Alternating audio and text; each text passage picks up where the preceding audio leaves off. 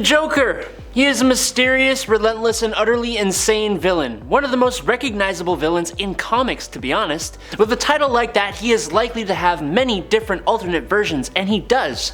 But what about the ones in the future? I'm Adam Andrews with Top 10 Nerd, and this is the top 10 alternate future versions of the Joker. Number 10, Batman/Catwoman. In the future segment of 2020's Batman/Catwoman, we see a gray-haired Selina Kyle driving up a sunny coast. Selina pulls up to a trailer park called Seabird Island, where she heads into a trailer to meet with an old friend. Now this old retiree is actually the Joker. The two discuss what happened with the Bat family and the Batman, who it's revealed passed away from cancer. This future Joker also seems to have made a family for himself, as weird as that is. He has pictures of his grandkids and talks about his son Nathan, with twin kids, as well as a daughter Bethany, who has 3 kids. After talking about Batman being gone, Joker gets emotional, saying it feels like the end of something. But with Batman gone, Selina reveals that she's come for Joker, finally, because Batman is no longer there to protect him. Which is a funny twist on things. Apparently Joker does something in Batman/Catwoman that leads to Batman and Catwoman being scarred for years afterwards. Selina has come to kill Joker at last, and Old Man Joker's response is seemingly a satisfied laugh. Classic. Number 9, Earth 2. Here, Joker is a wheelchair-bound old man in the future after all the main heroes had either passed away or retired. The Earth 2 Joker continued his personal battle against the original Batman successors, Robin and Huntress of this Earth. This Joker kept the war against Wayne going despite the fact that even most of the other villains have died of old age, like the Earth 2 Riddler and Two-Face. But it's hard to fight a war on your own from a wheelchair with failing health. So, he decided to recreate Two-Face by destroying the face of the current District Attorney of Gotham City, Harry Sims. Helena Wayne, Huntress, decided that the Joker just kinda had to go. So teaming up with Kara-El, Helena went out to directly take out the Joker at his base of operations. Joker attacked Helena with his Joy Buzzer, but it backfired against Kara-El's superhuman durability and electrocuted him instead. Technically, this Earth 2 Joker succeeded in getting the heroine to cross the line and kill him, even though she didn't really do it herself, and also she isn't Batman, so it's kind of a hollow victory for the villain. But hey, you did good, Grandpa Joker. Good job. Good. Number 8. Dark Knight Strikes Again. The Dark Knight Strikes Again is the long-awaited sequel to The Dark Knight Returns, and I'll be honest, Frank Miller's art and writing really kind of fell off for this one, just like a little bit. But it does give us a very strange and unique version of the Joker. The Joker in The Dark Knight Strikes Again is not the Joker we saw in The Dark Knight Returns. It's actually Dick Grayson, Batman's previous ward, who, it turns out, was fired by the Bats after he grew frustrated at the boy's ability or inability to do the job properly. I should also let you know that this Batman is kind of a huge jerk, just a little bit. Robin is heartbroken by Batman's rejection, and he kind of loses it. He teams up with the likes of Lex Luthor to undergo radical gene therapy that would give him superpowers. The procedure steals the final portion of Grayson's remaining sanity though, sending him on a murder spree in order to track down and get revenge on his old mentor. You can't help but feel just a little bit bad for Dick Grayson. This time working for Bruce mentally scarred him almost as much as the genetic surgery did. Number 7. Last Night on Earth. In Batman Last Night on Earth by Scott Snyder and Greg Capullo, Batman, or actually a clone of Batman created by Batman's own resurrection machine, goes out into a post-apocalyptic world completely rocked thanks to Lex Luthor. One of the first things that this new Batman finds, funnily enough, is a lantern with the head of the Joker somehow still alive inside and speaking. Kind of like in God of War when Kratos gets the head of Mimir that he just carries around on his hip.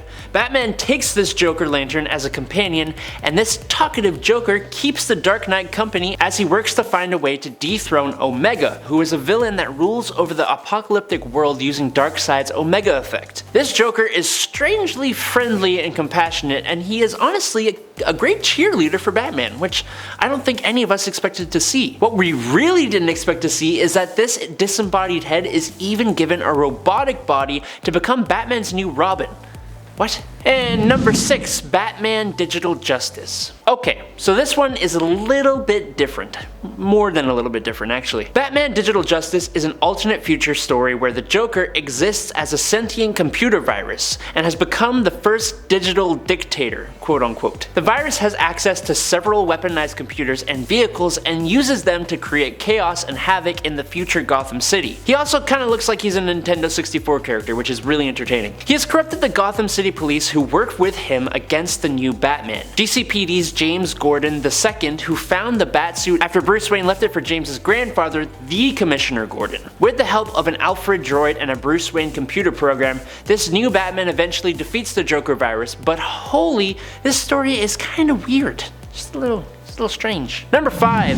Nosferatu. In the cyberpunk/expressionistic future of the super creepy Batman Nosferatu, the Joker is responsible for the creation of Batman and not the other way around. This version of the Joker is called the Laughing Man, and he is an utterly terrifying skeleton-looking cyborg assassin created by Jeremiah Arkham to tell the future. The look of the comics are in general inspired from early German Impressionist cinema, including movies such as Nosferatu and The Cabinet of Dr. Caligari. And both the Laughing Man and the Batman he ultimately faces really lean full force into those absolutely terrifying styles. The Laughing Man has a knack for telling people when they are going to die and then de-lifing them to make sure that his predictions are true, which is kind of a backwards way of doing that. And they aren't gentle slayings either, as we see him kill this universe's Dick Grayson by completely severing his head from his spine and just having a great time doing it too, which is terrifying. It's quite terrifying, but if Batman and Nosferatu are your thing,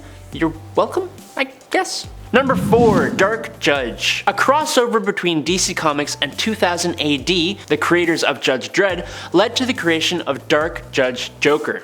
A character who lets us know what it would be like if the Joker and Judge Dredd had a baby. The answer is that it would be absolutely terrifying. As a Dark Judge, he gained large glam rock style armor, and his hair went white with a red streak to make him appropriately very cool. Joker is one of the 2 main antagonists in Die Laughing. The Joker finds a way to transport to Judge Dredd's Mega City 1, and he unleashes a quartet of Dark Judges. And he even gains some immortality, becomes a new Dark Judge, and gains some deadly new powers. Judge Anderson, a telepathic ally of the Judge Dredd, teleports to Batman for help and to learn about the Joker. Batman then travels back with her to Mega City 1 to foil the Joker's plans. But the Joker just gets bored of Mega City 1 and decides to return to Gotham City, losing his powers and being sent back to Arkham Asylum.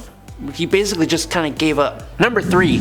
Batman Beyond. In the distant future where Bruce Wayne is retired and training the new Batman, Terry McGinnis, we see a remnant of the Rogues and a new generation of the Justice League. Among the remnants of the Rogues of Batman is the Jokers, the seemingly only remains of the Joker and his ideals. Now, to everyone's surprise, the Joker makes his appearance and starts wreaking havoc in Gotham once again after decades of being presumed dead. It is later revealed that the Joker is actually Tim Drake, who was treated so badly he became the new Joker. Number 2.